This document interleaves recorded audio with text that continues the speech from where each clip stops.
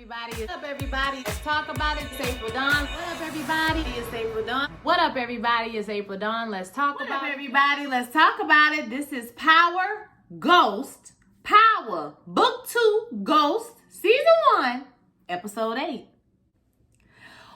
All right, y'all. So this episode had a lot of things going on, okay? So I took a few notes.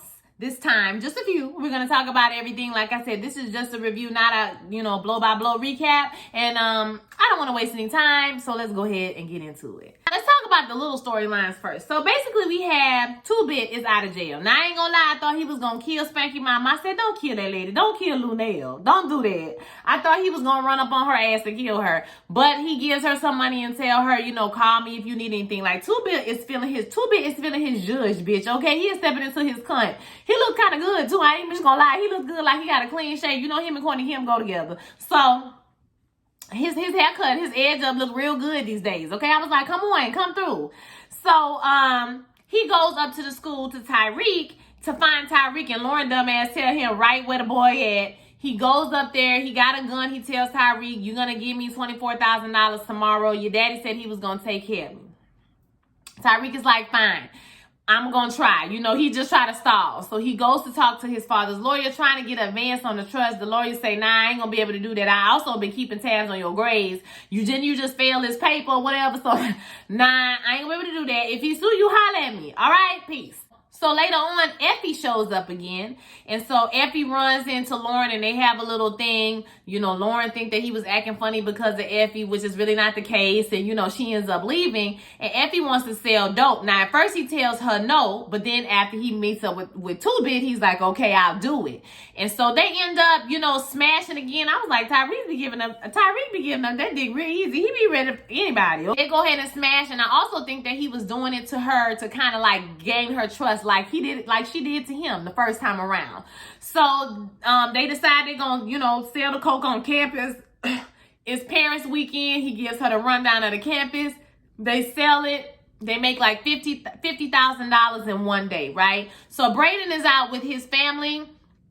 And Braden's brother is high, like he's stumbling all over the place, and the parents so busy arguing, they not paying attention. His sister won't tell him where they got the drugs from, and so he goes to Tyreek like, man, somebody's selling coke on campus. This is our turf or whatever. And Tyreek is like, listen, we just need to sell pills and we need to sell weed. Like, that's it. We don't need to be doing all of that. We need to stay in our lane. So he's kind of like to turn him off the track. And he was like, is Effie here? I haven't seen her. And he was like, nah, he would tell me. She would tell me if she was here or whatever. Later on, Tyreek and 2-Bit, they supposed to meet up for him to give him his money or whatever. And Kane has arranged for somebody to kill Tyreek. Like, he really has imaginary beef with Tyreek. Child, Tyreek ain't study your ass. So he paint this dude face up. They gas him up to do something stupid.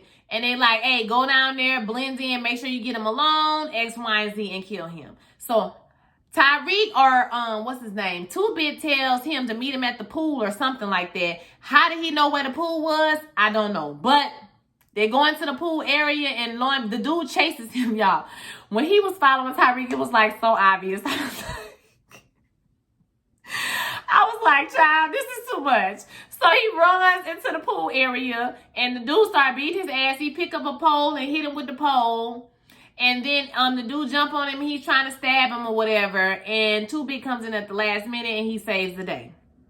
So now 2-Bit is like, now you got to pay me 50 G's because I just saved your life, nigga. Like, now you got to pay me more money. And Tyreek is like, man, you tripping. So he get up to leave. He like, boy, wipe your hand, your fingerprints off everything, old dummy. Wipe your fingerprints up. You see that Tyreek, he had already texted Effie that he couldn't meet her because when they in the pool area, Kane texts the guy who was supposed to kill Tyreek and is like, hey, is he dead? And 2-Bit sends him back a picture of the dead guy and is like, yep, we got him or whatever.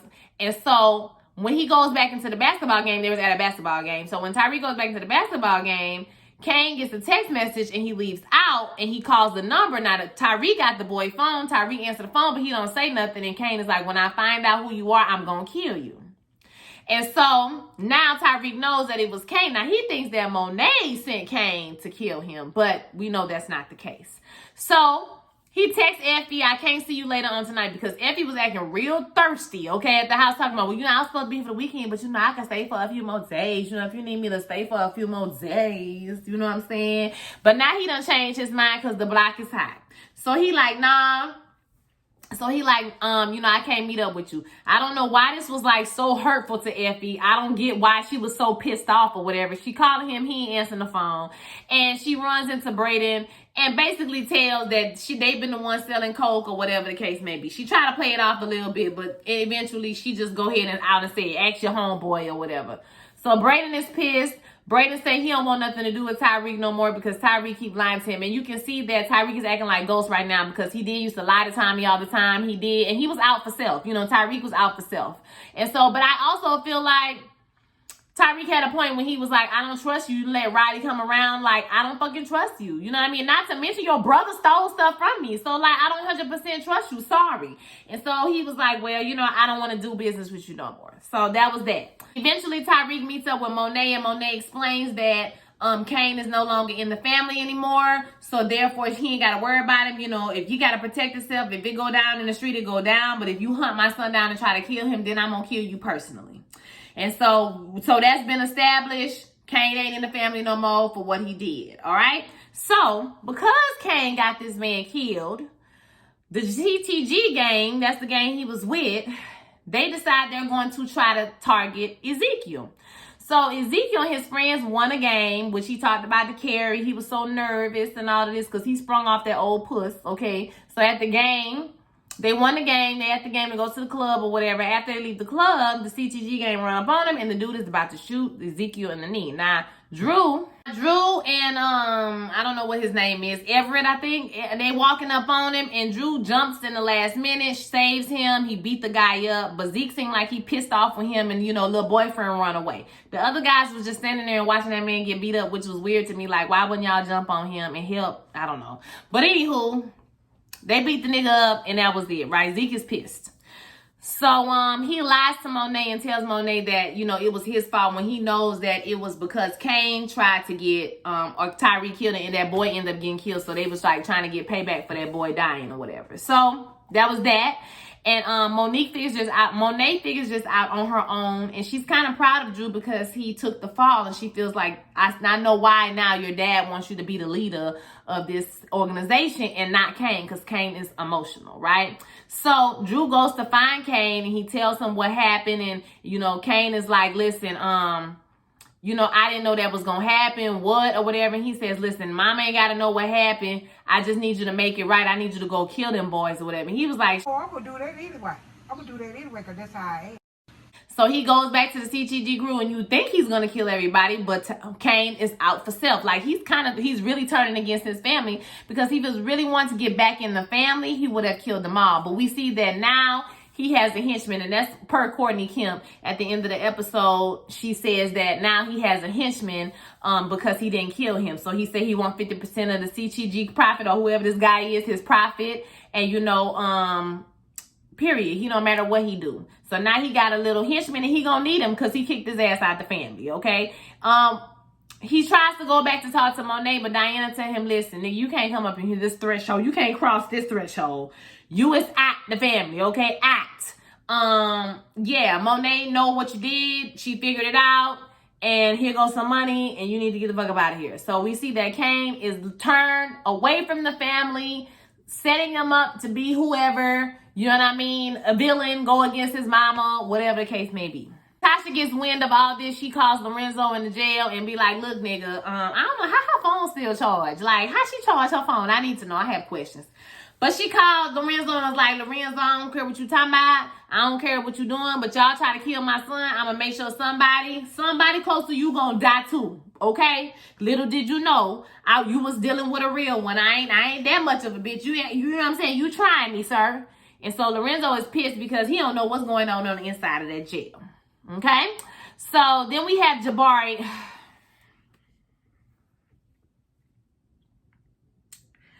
Why is this nigga on this show? He literally make my skin itch. Like, this weirdo ass nigga, right, he's following Tyreek this whole episode. First of all, he talks to him at the beginning. He tells him about the paper. He's like, I feel like, you're still hiding something. There's something you're hiding. Tyreek like, nigga, no, I ain't hiding nothing. Like, did you read the book? I can't trust nobody. I can't trust you. Boy, get out my face. So he follows Tyreek. Why he meeting Drew at a seedy motel, I don't know.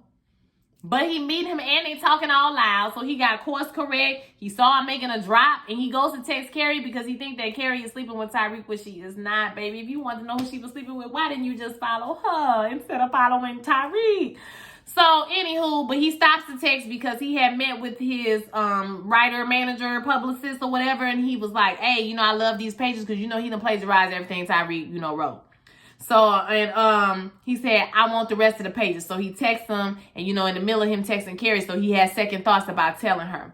So then we see him looking up everything, all the information about Tyreek family, his sister and Angela and everybody that died and all of that shit. So he got some good source material, right? And now at the end of the episode, we saw him downloading Course Correct. So he's going to find out what's going on with this whole situation. And I'm sure he's going to try to use it for leverage. But I feel like they're going to discard his character because he's stupid. Like, I just feel stupid. As far as Zeke and Carrie, Zeke is sprung off that puss. And Zeke going to be a problem. Because now he just showing up at Carrie's house, unannounced baby. And she like, listen, you doing a whole lot. Okay, you doing a whole lot, my nigga. Like, it's a lot. I'm going to need you to go to games and play basketball. Like, boy, get out of here. They running some Monet on the campus. And Monet was looking like... Okay, says, but Monet always looked like that. So I didn't feel like it was any more stank than any other time. But maybe she had the sixth sense or whatever. That, she's screwing that boy. Let me see, what else? I think that's it, child. It wasn't nothing else that happened. Lauren's mama is Aggie as fuck. And Keisha mama get on our nerves. Light-skinned Keisha, whatever her name is, Keishante, Kivianta, I don't know what her name is, Keishandria, I don't know what her name is, child. But Keishandria mama get on our damn nerves. They was going back and forth like, bitch, y'all need to enroll in school. Y'all gonna be arguing back and forth. Her mama trying to get Lauren to call Malcolm. And we like, girl, leave Malcolm where he at with his lame, corny, okay? Leave him where he at, sis. Lauren in her ponytail was cute, though. I like Lauren in her ponytail. It was cute. And Diana in her bun was cute. That's it. It wasn't nothing else to the episode, y'all. It really wasn't no forward plot movement other than Kane being put out the family. Yeah, Tyreek is still in. He ain't got no re-up. He finna get busted out by this teacher. Or the teacher gonna hold it over his head or something, of that nature. And Tyreek had a lot of sex. Now, he had a little pep in his step, because him and Effie had sex like 2-3 times, okay?